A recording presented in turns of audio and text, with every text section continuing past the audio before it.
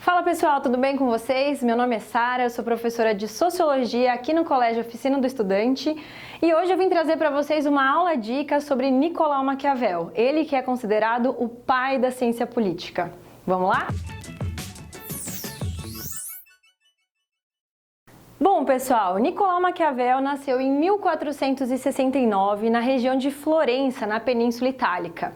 Naquela época, a península ainda não tinha passado pelo seu processo de unificação, que só vai acontecer alguns séculos mais tarde. Então, a península ela era constituída por vários estados, que possuíam política, economia e cultura bem diferentes. Nessa região, vigorava uma intensa instabilidade política. Isso porque, entre esses estados, existiam conflitos internos, mas também porque essa região era frequentemente ocupada por outros países, como a França e a Espanha. Isso significa, pessoal, que Maquiavel passou a sua juventude vendo com frequência certos governantes que tinham lá o maior esforço, juntavam boas armas, bons exércitos, conseguiam conquistar o poder, tomar o poder, mas muito rapidamente eram derrubados. Então, essa temática da instabilidade se torna um tema bem importante para Maquiavel e vai se tornar a questão central do livro O Príncipe, seu grande clássico, muito lido até os dias de hoje, O livro O Príncipe, ele foi publicado em 1513 e a questão central que ele busca responder é como deve agir um governante para que ele possa não apenas tomar o poder político, mas também manter esse poder por um longo período. Então, essa é a grande questão que Maquiavel vai trabalhar com a gente nessa obra.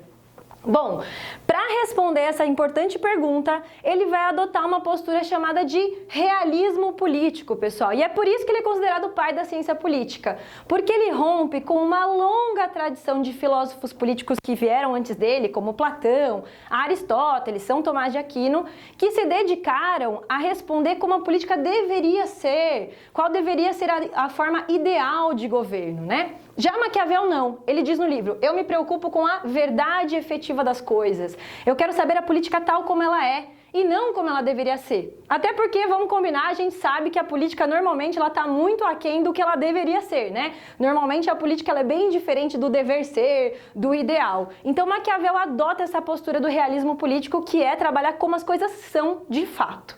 E aí, pessoal, a partir dessa postura do realismo político, ele vai desenvolver toda uma argumentação que eu vou trabalhar aqui com vocês hoje de uma maneira bem sintética, mas para dar uma dica aí para ajudar vocês para os vestibulares e para o Enem, beleza? Bora lá então, pessoal. Uma das questões que ele vai trabalhar é por que existe instabilidade na política? Por que é tão frequente que eu perceba que um governante com maior esforço toma o poder, ele é derrubado? Por que isso acontece com tanta frequência? E ele vai responder essa pergunta a partir de dois fatores. O primeiro diz respeito à natureza humana. Nós, seres humanos, somos naturalmente maus para Maquiavel. Somos naturalmente ingratos, somos volúveis, covardes, oscilamos com frequência, somos invejosos, ambiciosos. Quando a gente vê alguém numa posição melhor que a nossa, o que a gente quer? Tomar aquela posição para nós mesmos, Então, se a natureza humana ela é maligna, é um tanto quanto óbvio que a política também vai ter esse caráter instável. Mas aqui tem um outro ponto importante, pessoal. Para Maquiavel, esses traços da natureza humana que eu chamei a atenção agora são traços imutáveis, traços que perpassam toda a história da humanidade. Os homens lá da antiguidade seriam dessa forma, os homens da Idade Média seriam dessa forma, os homens do Renascimento, da época de Maquiavel, seriam dessa forma e poderíamos dizer que os homens, do nosso período contemporâneo também teriam esses traços imutáveis.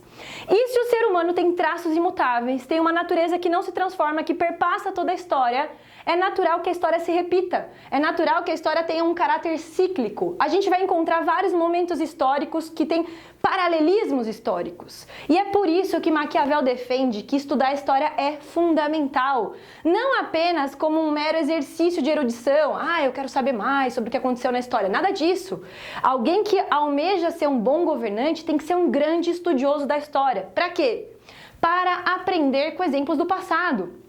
Eu vou olhar para o passado, vou olhar para o que os homens fizeram no passado e vou tirar lições desse passado. Lições do que fazer e também do que não fazer, Aquelas atitudes que deram certo, eu vou tentar entender por que deu certo e repetir alguns desses feitos. Mas aquilo que deu errado, eu vou evitar fazer novamente. Então, um bom governante deve ser alguém que estuda com frequência a história, tem que ser um grande estudioso da história, beleza?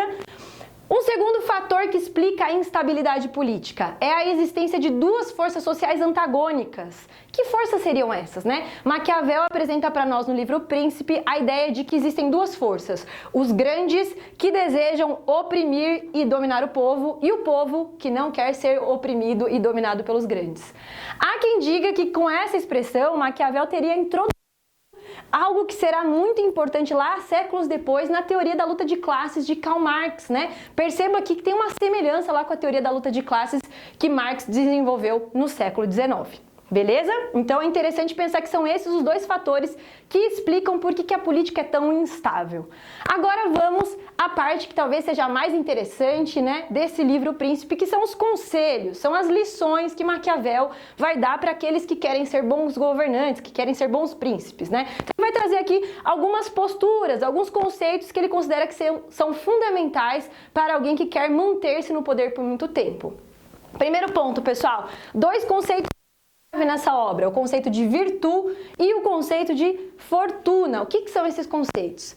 A virtude seria a capacidade de tomar boas decisões, seria uma estratégia, uma astúcia, capacidade de tomar boas decisões em situações concretas, em situações cotidianas, não do ponto de vista abstrato, mas alguém que sabe, diante do calor das circunstâncias, o que é melhor ser feito, a fim de manter o poder. Então, um ponto sempre aqui, né, a finalidade máxima para Maquiavel é conseguir manter o poder político. O que eu devo tomar de decisão agora para que eu seja capaz de me manter no poder por mais tempo? Então, a virtude seria essa capacidade estratégica, essa astúcia, de cintura, né? Esse conhecimento de como tomar boas decisões práticas para se manter no poder.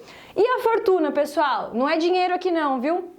Quando ele fala de fortuna, ele faz referência a uma deusa da mitologia grega, a deusa da sorte. Então Maquiavel considera que no bom governo, né, para se manter no poder político, muitas vezes um governante também tem que contar com a sorte, né, contar com o acaso, com as circunstâncias que vão se colocar para ele. Mas ele diz uma coisa muito séria: se você for um homem de virtude, se você for um homem astuto, alguém que tem ali um bom conhecimento de como agir, vai saber como usar a fortuna a seu favor, como trazer o acaso, né, para trabalhar a seu favor. Então, esses dois conceitos são bastante importantes na obra de Maquiavel. Mas vamos continuar. Quando a gente fala de virtude, saber agir no sabor das circunstâncias, é importante deixar claro que Maquiavel rompe com a moralidade cristã. O que eu quero dizer com isso? Ele deixa claro na obra que, se for necessário para manter o poder, um bom governante deve sim ser cruel, ser desonesto, agir contra o seu povo, mas ele também deixa claro uma outra coisa, que é importante que o governante tente manter uma boa imagem. Se ele puder manter uma imagem de homem bondoso, de homem religioso, de alguém honesto, leal, melhor ainda. E agir por baixo dos panos, né, sem que ninguém perceba, sem que o povo perceba que ele foi desonesto, desleal, melhor ainda. Mas se for necessário, o homem, né, que está ali no poder deve sim romper com os preceitos da moralidade cristã. Tem que estar disposto a romper com aqueles preceitos que a Igreja Católica tinha defendido durante tanto tempo. Beleza? Mais um ponto aqui, pessoal. Maquiavel vai trabalhar com duas figuras de animais, né, dizendo que um bom governante tem que saber ser leão e ser raposa. O que ele quer dizer com isso? Né? Essa parte animal ali do governante tem que estar também funcionando bem para um bom governo. Ser leão para saber amedrontar os lobos. O que isso significa? Um bom governante tem que ter boas armas, bons exércitos, ser capaz de se enfrentar contra os seus inimigos.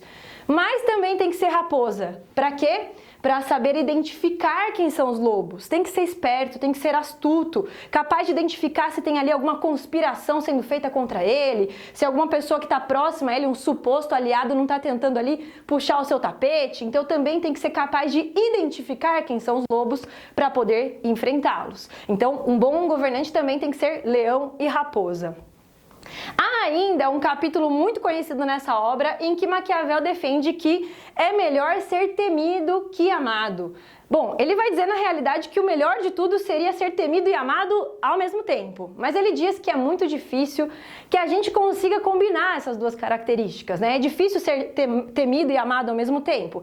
Então ele vai dizer que se tivermos que escolher entre uma coisa e outra, que a gente escolha ser temido. Porque os homens são como? Lembra lá da natureza humana? Os homens são ingratos, são volúveis, ambiciosos. Então, se você sustentar toda a sua autoridade sobre o amor, é muito fácil que essa autoridade venha a ruir, se dissolver. Agora, o medo do castigo, isso se mantém. Então, na dúvida, melhor ser temido que amado. Mas ele deixa também aqui mais um parênteses. Ser temido não é ser odiado. Cuidado, né? Um bom governante não pode nunca ser odiado. Porque daí, para rolar uma revolta e as pessoas tentarem, né, depor esse governante, é um passo, né, muito curto. Então é importante que um bom governante nunca seja odiado. E ele dá até um conselho para isso. Ele diz que para não ser odiado, é importante que um bom governante não tome a propriedade, né, o patrimônio e as mulheres de seus cidadãos, de seus súditos. Essa seria para ele uma estratégia de como não ser odiado. Pois bem, pessoal, só pra gente fechar essa aulinha, eu quero falar pra vocês de um exemplo, de um cara que aparece com muita frequência nessa obra, que é Cesare Borgia. Para Maquiavel, um exemplo excelente ali, exaltado durante toda a obra, como um excelente exemplo de alguém que teve virtude, que teve capacidade de tomar boas decisões. Cesare Borgia era filho bastardo do Papa Alexandre VI. E ele, durante um tempo ali, tentou dominar um território no norte da Itália chamado Romanha. E numa parte desse território da Romanha existia ali algumas revoltas populares, muitos assassinatos, roubos. A situação numa parte ali da Romanha estava bastante instável, bastante problemática.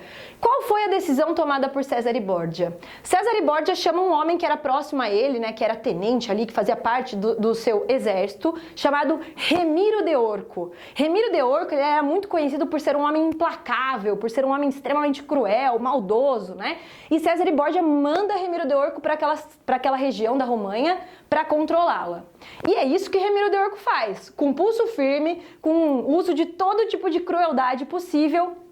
Ele consegue controlar a situação, ele consegue manter as pessoas ali tranquilizadas, né? Mas ele usa muita violência para isso. O que significa que o povo daquela região fica meio ressentido, fica meio chateado ali com a situação, né? Não gostam de Remiro de Orco, estão ali com um ressentimento bastante grande. O que Cesare Borgia faz em seguida? Chama Remiro de Orco ao seu encontro. E quando encontra com ele, mata Remiro de Orco, esquarteja ele, né? Corta ele na metade, em 2 pedaços, diz lá o livro O Príncipe, e pede que esses 2 pedaços sejam expostos em praça pública, lá nessa região da Romanha, né? Que ele tinha governado durante um tempo. Maquiavel vai dizer, brilhante, incrível, maravilhoso, olha só como esse cara soube tomar boas decisões. Você pode ficar meio chocada, né? Mas olha o que ele está querendo dizer com isso. Ao matar Remiro de Orco, ele consegue acabar com o ressentimento da população daquele local, que estava, vamos dizer assim, direcionando seu ódio, sua raiva em relação à figura de Remiro de Orco. Mas, ao mesmo tempo, ele deixa estarrecida essa população. Porque se Cesare Borgia foi capaz de cortar ao meio Remiro de Orco, que era um homem próximo a ele, o que ele poderia fazer se aquela população voltasse a se revoltar, se aquela situação ali voltasse a ser instável? Ninguém poderia saber. Então, ele conseguiu controlar de maneira sábia, né, com virtude, a situação ali de uma parte do território da Romanha. E é isso, pessoal. Eu espero tê-los ajudado, espero que vocês tenham conseguido captar ali algumas das ideias centrais desse livro, né? O Príncipe, que é um livro clássico que a gente lê até os dias de hoje. E é isso. Não se esquece de se inscrever nesse canal e se você tiver gostado do vídeo, deixa o seu joinha. A gente se vê na próxima. Até mais!